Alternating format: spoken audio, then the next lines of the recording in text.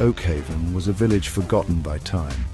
Nestled deep in a valley, it slumbered under a perpetual blanket of mist.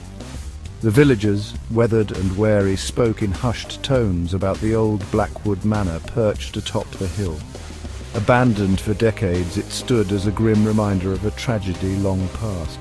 Locals whispered of restless spirits, of cold whispers carried on the wind, and most disturbingly of the antique mirror that held souls captive.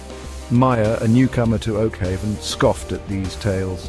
At 15, she craved adventure, and the manor, with its forbidding facade and chilling stories, promised just that. Disregarding the warnings of the villagers, she decided to explore the manor on the eve of the old solstice, a night when, according to legend, the veil between the living and the dead thinned. The rusty gate groaned as Mia pushed it open.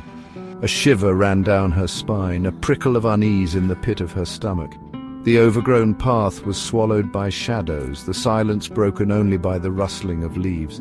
As she neared the manor, she felt a strange pressure, a weight settling upon her chest. Ignoring it, she raised her hand and knocked on the weathered oak door. The echo reverberated through the silence, the sound seeming to cling to the heavy air.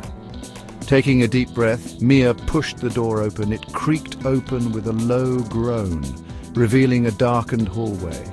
Dust motes danced in the sliver of moonlight that pierced through the gaps in the boarded-up windows. The air was heavy with the smell of decay, of time, and something else, something faintly sweet and metallic. Each step was an effort, the silence pressing in on Mia, suffocating her. She wandered from room to room, each one cloaked in dust and cobwebs, the remnants of furniture rotting in the gloom.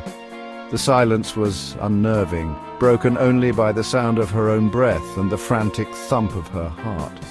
Then, at the end of a long hallway, she saw it, a glimmer of silver in the darkness. As she approached, the outline of an ornate, full-length mirror emerged from the shadows. Its silver frame was tarnished, etched with strange symbols that seemed to writhe in the flickering beam of her flashlight. Mia felt an irresistible pull towards it, her reflection already gazing back, eyes darker than her own. Hesitantly, Mia reached out, her fingers tracing the cold glass. Her reflection, however, moved independently, its lips curling into a cruel smile.